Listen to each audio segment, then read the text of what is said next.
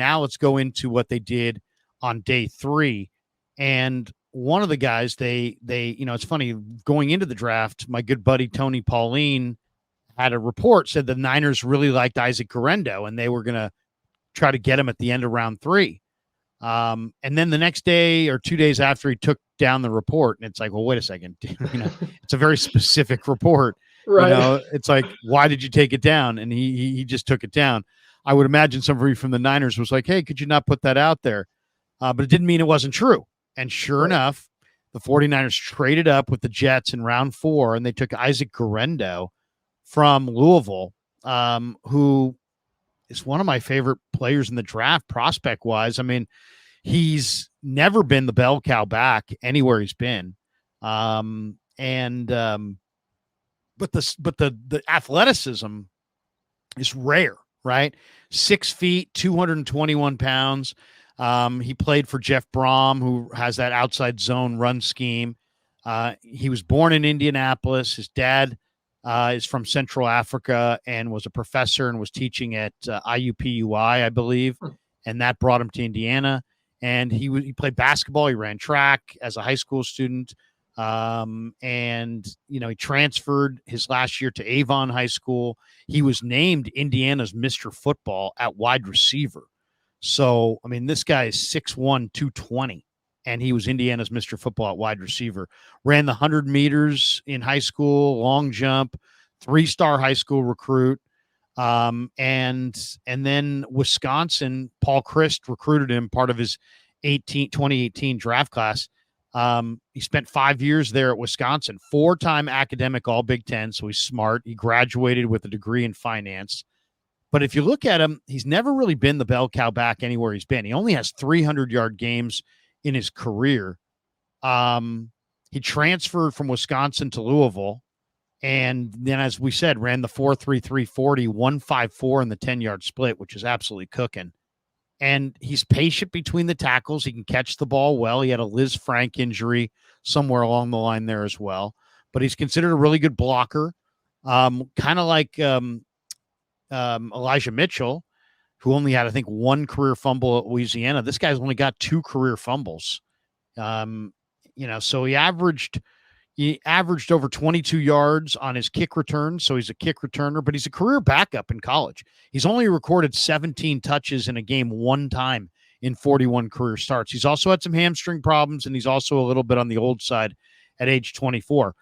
I saw him, I don't watch tons of Louisville ball, but I saw him in the bowl game, whatever it was, the Holiday Bowl against USC.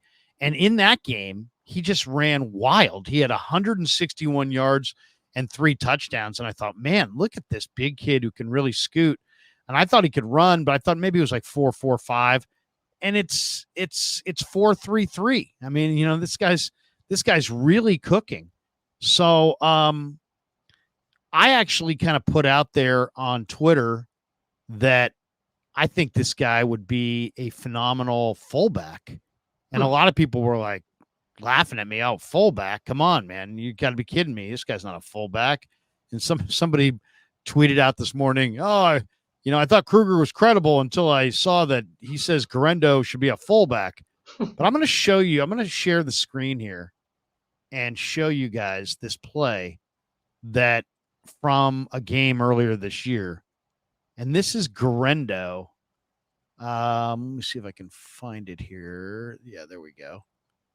I'm going to share the screen here. Here's Guerendo. Doesn't get much. Let's see. Turn the volume down on that. Okay. But here's Guerendo. And watch him just stonewall the defensive end. He's in the backfield. It's a 1-back deal, quarterback in the shotgun. He's offset to his right. The defensive end on the right side is going to come on a stunt, and you're going to see Guerendo just absolutely level him. Watch this. Lumber's going to run it. 2 timeouts remain. Doesn't get much. It's a pretty monster. We'll see it one more time. You can hear it. Lumber's going to run you can literally hear that. Doesn't get much. To me, that looks like a guy that can play fullback.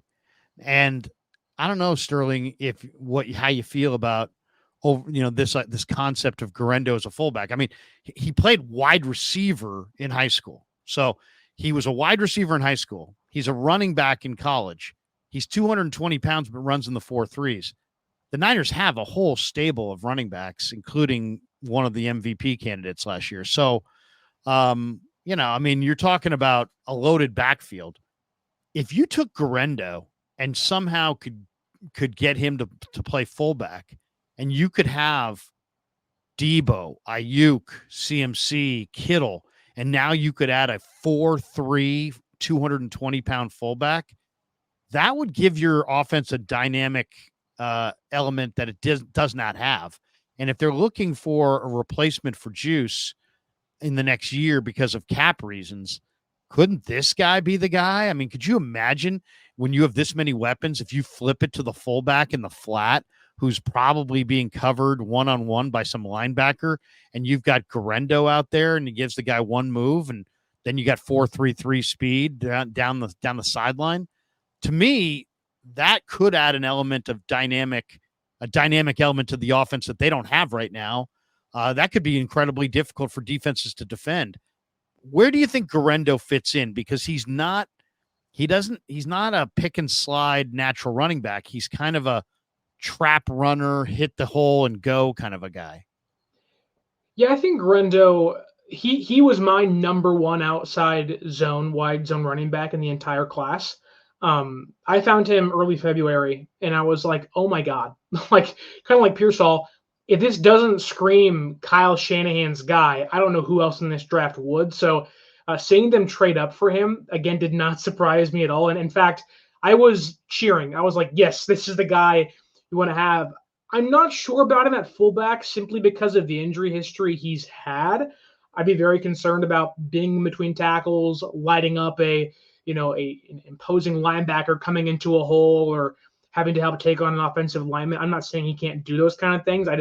We haven't seen much of him in the run block game, albeit that last clip was pretty impressive, laying out an offensive lineman. I do think Guerendo, being a good pass blocker, having good hands, having pretty good vision out of the backfield, I think it just tells Kyle Shanahan, like, look, Elijah Mitchell, weirdly enough, kind of like Guerendo, has had a lot of nicks and bruises the past couple seasons, and really haven't been able to establish them, albeit Mitchell's 2021 campaign was really impressive as a rookie. I think Guerendo, he only had 132 carries last year, but 22 of those were explosive carries. 6% of his carries were explosive carries last year. So the pro comp I've seen and heard, and I truly understand, is Raheem Mostert. Mostert came into the league, undrafted free agent, bounced around, obviously found a home here, then went to Miami. But Guerendo, I think, will need some time to implement himself into the offense, get his body right. I wouldn't be surprised if they put him on a meal plan to strengthen up a little bit, get that lower half a little stronger to maybe one day be a fullback on this team. But I do think looking on to next year, Elijah Mitchell might be gone. Jordan Mason's contract is kind of in that lingo or kind of in limbo of like, what do you want to do with him? I like Jordan Mason a lot. I don't know why Kyle Shanahan doesn't love him.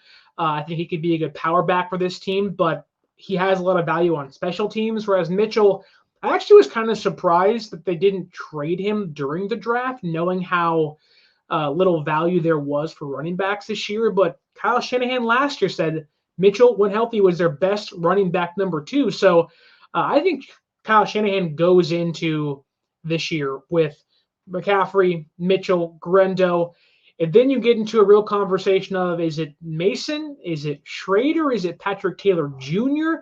I think they're going to carry 4 running backs. I think that's when we get into a real serious conversation of, is Mason a lock? Is Cody Schrader out of Missouri as an undrafted free agent going to make this team in surprise? But I really, really like Guerendo as a 1 or 2 year kind of wait and see player because he has all the explosiveness. I know he has 4.3 speed. He does take a little bit to get going on the play, on the actual field, but he does have something that other running backs in this class don't have.